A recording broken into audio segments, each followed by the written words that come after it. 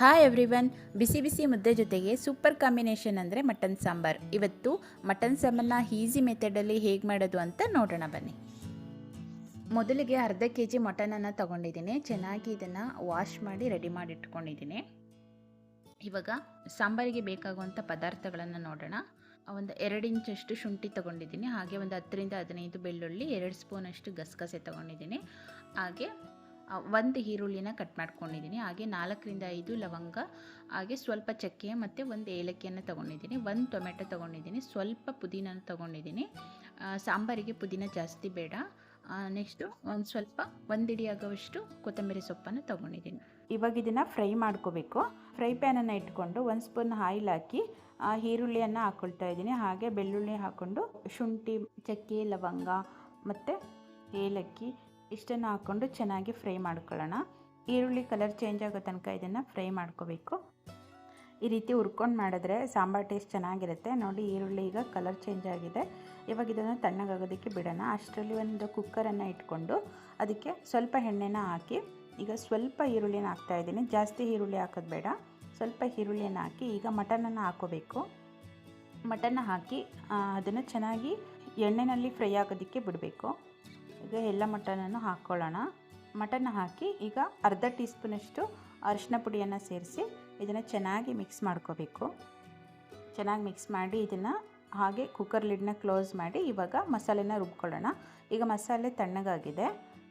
ಈಗ ಮಿಕ್ಸಿ ಜಾರಿಗೆ ಈಗ ಫ್ರೈ ಮಾಡ್ಕೊಂಡಿರೋದನ್ನೆಲ್ಲ ಸೇರಿಸ್ಕೊಂಡು ಸ್ವಲ್ಪ ಕೊತ್ತಂಬರಿ ಸೊಪ್ಪು ಮತ್ತು ಪುದೀನನೂ ಸೇರಿಸ್ಕೊಂಡು ಈಗ 2 ಸ್ಪೂನಷ್ಟು ಧನಿಯಾ ಪೌಡರ್ನ ಹಾಕ್ಕೊಳ್ತಾ ಇದ್ದೀನಿ.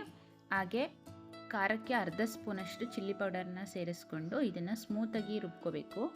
ಈಗ ರುಬ್ಬಿರುವಂಥ ಈ ಮಸಾಲೆನ ಕುಕ್ಕರಿಗೆ ಹಾಕ್ಕೊಳ್ಳೋಣ. ಮಟನ್ ಜೊತೆ ಸೇರಿಸ್ಕೊಂಡು ಇದನ್ನು ಚೆನ್ನಾಗಿ ಮಿಕ್ಸ್ ಮಾಡಿಕೊಂಡು ಇದನ್ನು ಒಂದು 5 ನಿಮಿಷ ಲೋ ಫ್ಲೇಮಲ್ಲಿ ಚೆನ್ನಾಗಿ ಮಸಾಲೆ ಹಿಡಿಯೋ ತನಕ ಇದನ್ನು ಕುದಿಸ್ಕೋಬೇಕು. ರುಚಿಗೆ ತಕ್ಕಷ್ಟು ಉಪ್ಪನ್ನು ಸೇರಿಸಿ ಇದೊಂದು ಸಲ ಮಿಕ್ಸ್ ಮಾಡಿ ಮತ್ತೆ ಈಗ ಲಿಡ್ ಕ್ಲೋಸ್ ಮಾಡಿ ಈಗ ಕುದಿಯೋದಕ್ಕೆ ಬಿಡೋಣ. ಈಗ ಅಷ್ಟರಲ್ಲಿ ಸೆಕೆಂಡ್ ಸ್ಟೆಪ್ಪು ಮಸಾಲೆನ ರುಬ್ಕೊಳ್ಳೋಣ. 1 ಬೌಲಷ್ಟು ಕಾಯಿ ಹಾಕ್ಕೊಂಡಿದ್ದೀನಿ. ಹಾಗೆ 1 ಟೊಮೆಟೊ ಸೇರಿಸ್ಕೊಂಡು ಗಸಗಸೆನ ಹಾಕ್ಕೊಳ್ತಾ ಇದ್ದೀನಿ. ಈಗ ಇದನ್ನು ಸಾಫ್ಟಾಗಿ ರುಬ್ಕೋಬೇಕು. ಸ್ಮೂತ್ ಪೇಸ್ಟ್ ಮಾಡ್ಕೊಳ್ಳಿ. ಈ ರೀತಿ ನುಣ್ಣಗೆ ರುಬ್ಕೋಬೇಕು. ಈಗ ರುಬ್ಬಿರುವಂಥ ಈ ಕಾಯನ್ನು ಕುಕ್ಕರಿಗೆ ಸೇರಿಸ್ಕೊಳ್ಳೋಣ. ನೋಡಿ, ಈ ರೀತಿ ಮಸಾಲೆ ಹಾಕಿದ್ಮೇಲೆ ಒಂದು 5 ನಿಮಿಷ ಇದನ್ನು ಕುದಿಸ್ಕೋಬೇಕು.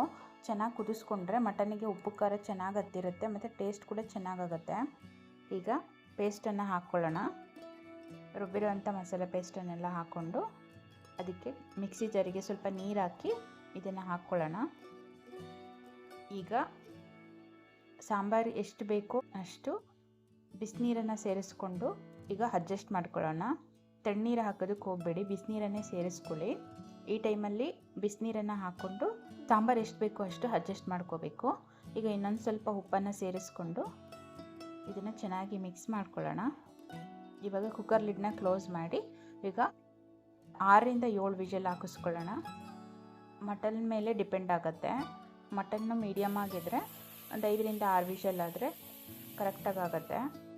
ಈಗ ಕುಕ್ಕರ್ ಲಿಡ್ಡು ತಣ್ಣಗಾದ್ಮೇಲೆ ಕುಕ್ಕರ್ನ ಓಪನ್ ಮಾಡ್ಕೊಳ್ಳೋಣ. ಕುಕ್ಕರ್ ಲಿಡ್ ಓಪನ್ ಮಾಡಿ ನೋಡಿ ಈಗ ಎಷ್ಟು ಚೆನ್ನಾಗಾಗಿದೆ ಅಂತ. ನೋಡಿ, ಈ ಕನ್ಸಿಸ್ಟೆನ್ಸಿಯಲ್ಲಿ ಮಾಡಿಕೊಂಡ್ರೆ ಮುದ್ದೆ ಜೊತೆಗಂತೂ ತುಂಬಾ ಚೆನ್ನಾಗಿರುತ್ತೆ. ಈಗ ಸರ್ವ್ ಮಾಡ್ಕೊಳ್ಳೋಣ. ಇವಾಗ ನಮ್ಮ ಸೂಪರ್ ಟೇಸ್ಟಿ ಮಟನ್ ಸಾಂಬಾರ್ ರೆಡಿಯಾಗಿದೆ. ಇದನ್ನು ಬಿಸಿ ಬಿಸಿ ಮುದ್ದೆ ಅಥವಾ ಅನ್ನದ ಜೊತೆ ತುಂಬಾ ಚೆನ್ನಾಗಿರುತ್ತೆ. ಹಾಗೆ ನೆಕ್ಸ್ಟ್ ಡೇ ಈ ಸಾಂಬಾರ್ಗೆ ಇಡ್ಲಿ ಅಥವಾ ಪೂರಿ ಚಪಾತಿ ಜೊತೆ ಕೂಡ ತುಂಬಾ ಚೆನ್ನಾಗಿರುತ್ತೆ. ನಾನು ರೈಸ್ ಜೊತೆ ಸರ್ವ್ ಮಾಡ್ತಾ ಇದ್ದೀನಿ. ಮಟನ್ ಕೂಡ ತುಂಬಾ ಚೆನ್ನಾಗಿ ಬೆಂದಿದೆ. ಟೇಸ್ಟ್ ಕೂಡ ತುಂಬ ಅದ್ಭುತವಾಗಿದೆ. ನಲ್ಲಿ ಮೊಳೆ ಯಾರಿಗೆಲ್ಲ ಇಷ್ಟ ಕಮೆಂಟ್ ಮಾಡಿ. ಮಟನ್ ಸಾಂಬಾರ್ ಯಾರಿಗೆಲ್ಲ ಇಷ್ಟನೋ ಲೈಕ್, ಶೇರ್ ಮತ್ತು ಸಬ್ಸ್ಕ್ರೈಬ್ ಮಾಡೋದನ್ನು ಮರಿಬೇಡಿ ಅಂತ ಹೇಳ್ತಾ ಮತ್ತೆ ಸಿಗೋಣ ನ್ಯೂ ರೆಸಿಪಿ ಜೊತೆ. Thank you for watching.